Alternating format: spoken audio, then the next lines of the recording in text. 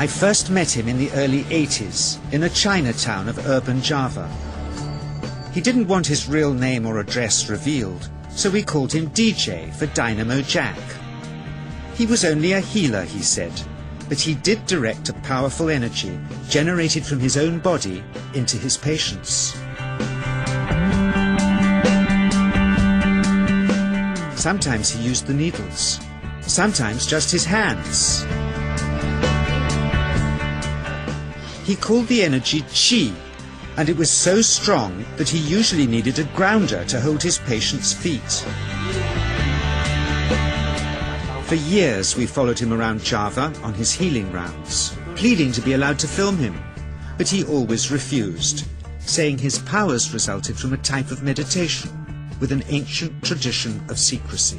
It was only when my brother Lorne was suffering from a serious eye infection that he finally allowed us to film him in 1987. It was nothing like any acupuncture I'd ever had.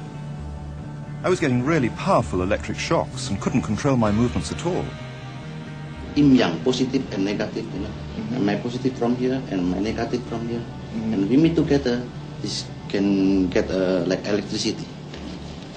And is this because you're special? You have a special sort of it's meditation every day. It's meditation that does it? Meditation every day.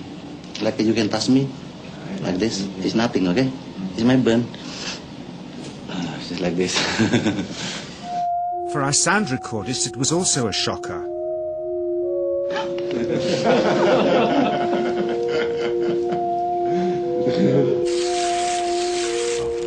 He then took our newspaper outside and showed us how Qi can also be used to set things on fire.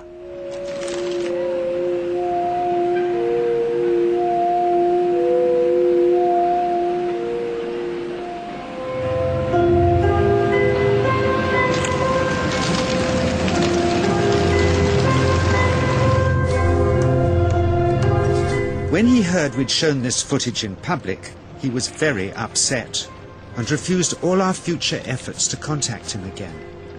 As the years passed, we sadly resigned ourselves to never seeing him again. My brother Lorne never did, for by 1997 he was already dead, when I again found myself with DJ, now treating me for an eye problem. But it wasn't this that brought me back. He had tracked me down out of the blue and invited me to tell me a story. He'd just returned from 2 years on a deep meditational journey, alone in the heart of Borneo. Amongst his revelations, he had seen, he said, how history was moving on into great change, and the old wisdom was vanishing. So he'd called me back to film just enough of him to remind us that we all have undreamed of powers sleeping within us, and that there's nothing special about him except for his training in waking them. Grounding this patient, my cameraman Joe is having to use all his weight to keep contact. Qi is pushing him away. He seems able to control the amplitude of this Qi, like a dimmer switch, and it causes uncontrollable responses in the patients and their grounders. I can barely keep my hand on you. Fly off, the electricity is so strong. This mother unwittingly grounds her child. He won't sit still, so she's asked to hold him and grin and bear it. Sometimes signs of this passing energy can be seen in the transmitter too. This Qi stuff is only the surface, he says, of the real adventure beneath, in the meditational technique.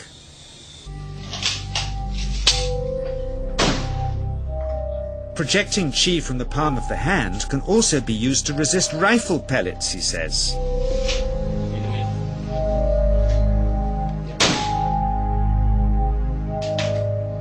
First, you learn to distinguish between yin and yang Qi in your body.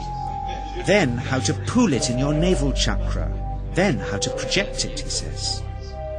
And it's the proportionate mixture between yin and yang which accounts for different effects, like pulling or pushing objects or igniting them. Then he gets really strange. He says that mastering yin qi is the key to the spirit world. There's a long tradition of Indonesian krisis being possessed by spirits. So people bring him their krisis to see if they're duds. Here, he says, he doesn't manipulate matter by projecting mixtures of yin and yang qi.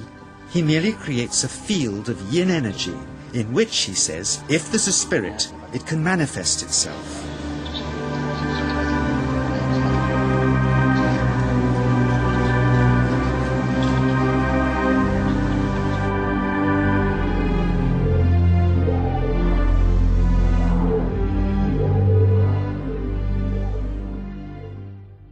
So I invited a small group of scientists back from the United States with measuring equipment to test if DJ was for real.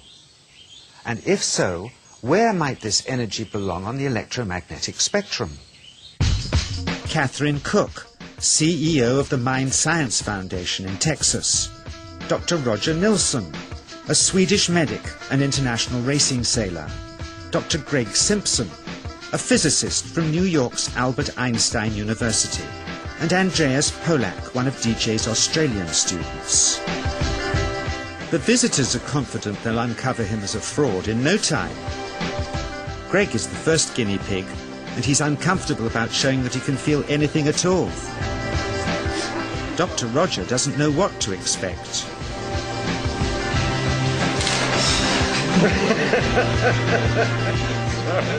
Out comes the metal detector, like the things they use in airports, to see if he has any concealed metal in his body. Then the voltmeter, to try and measure the qi. But how to get it to work? Where's the ground? What settings?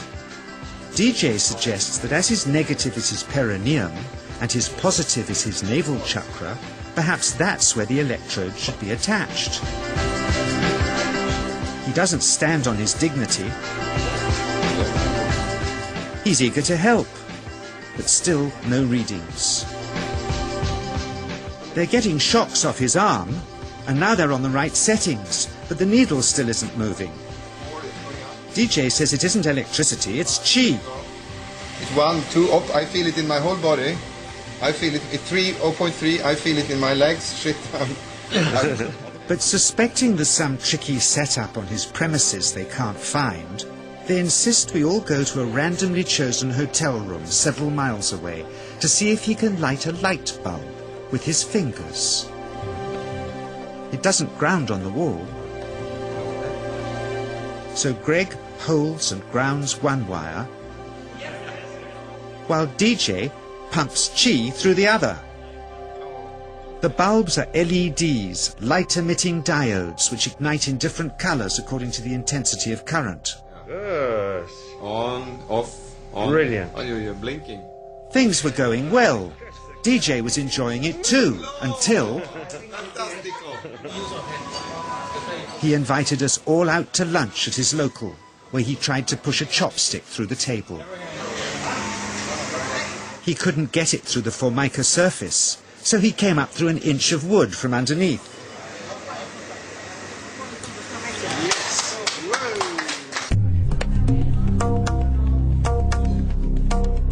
Not only did he draw his own blood, but a chopstick splinter had caught Alison here between the eyes, drawing more.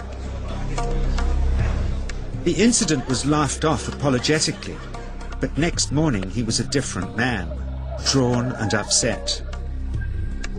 He said he'd been visited all night by his long-dead master, raging that he'd broken the strict taboos of his sect, never to show off in public and never to cause harm or draw blood. He felt deeply chastised. All further testing and filming must end. Never again would he submit to public scrutiny, nor accept any new students. He would sink from sight and continue his healing in obscurity, as he had done since before we met him in the early 80s, and had always told us was right.